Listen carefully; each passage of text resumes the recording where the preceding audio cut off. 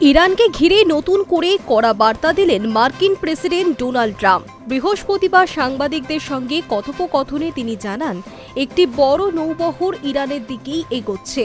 যদিও একই সঙ্গে স্পষ্ট করেছেন তার আশা এই সামরিক শক্তি যেন ব্যবহার করতে না হয়।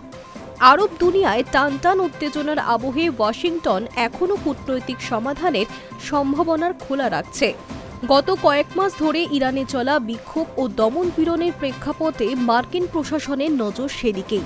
ট্রাম্প বলেন, ওইদিকে আমাদের বড় নৌবহর এগোচ্ছে, কি হয় দেখা যাক। আমরা খুব কাছ থেকে পরিস্থিতি পর্যবেক্ষণ করছি। আমি চাই না কিছু ঘটুক।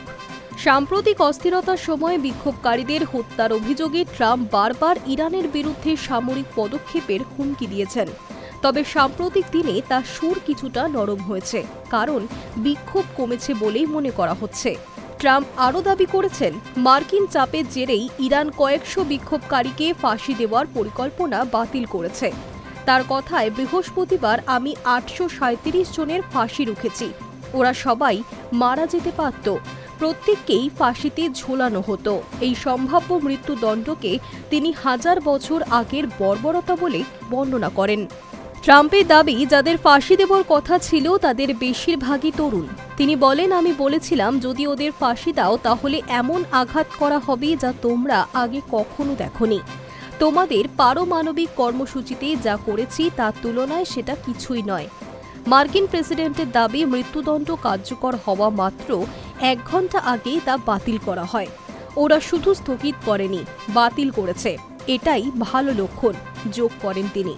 রয়টার্সের প্রতিবেদনে মার্কিন আধিকারিকদের উদ্ধৃতি দিয়ে জানানো হয়েছে, আগামী কয়েকদিনের মধ্যেই একটি এয়ারক্রাফট ক্যারিয়ার স্ট্রাইক গ্রুপ সহ আরও সামরিক শক্তি আরব দুনিয়ায় পৌঁছবে। গত সপ্তাহ থেকেই এশিয়া প্রশান্ত মহাসাগরীয় অঞ্চল থেকে যুদ্ধজাহাজ, ফাইটার জেট এবং ডেস্ট্রয়ার সহ মার্কিন নৌবহর সরে আসতে শুরু করেছে। এর মধ্যে রয়েছে বিমানবাহী রণতরী ইউএসএস আব্রাহাম লিনকোল্ন। এক মার্কিন আধিকারিক জানিয়েছেন, অতিরিক্ত এয়ার ডিফেন্স সিস্টেম মোতায়েনের বিষয়টিও বিবেচনায় রয়েছে। বুধবার দাভোসে এক সাক্ষাৎকারে ট্রাম্প বলেন, তিনি চান না নতুন করে মার্কিন সামরিক পদক্ষেপ নিতে হোক। তবে ইরান যদি আবার পারমাণবিক কর্মসূচি শুরু করে তাহলে আমেরিকা চুপ করে থাকবে না। তার সাফ কথা, ওরা পারমাণবিক কর্মসূচি শুরু করলে আবারও আগের মতোই ব্যবস্থা নেওয়া হবে। রাষ্ট্রসংঘের পারমাণবিক নজরদারি সংস্থা ইন্টারন্যাশনাল অ্যাটমিক এনার্জি এজেন্সি গত অন্তত 7 মাস ধরে ইরানের উচ্চমাত্রায় সমৃদ্ধ ইউরেনিয়ামের মজুদ যাচাই করতে পারেনি। নিয়ম অনুযায়ী মাসিক পরিদর্শনের কথা থাকলেও তা হয়নি। ডিসেম্বরের শেষ দিকে আর্থিক সংকট ঘিরে ইরানে যে বিক্ষোভ শুরু হয়েছিল তা দ্রুত সারা দেশে ছড়িয়ে পড়ে।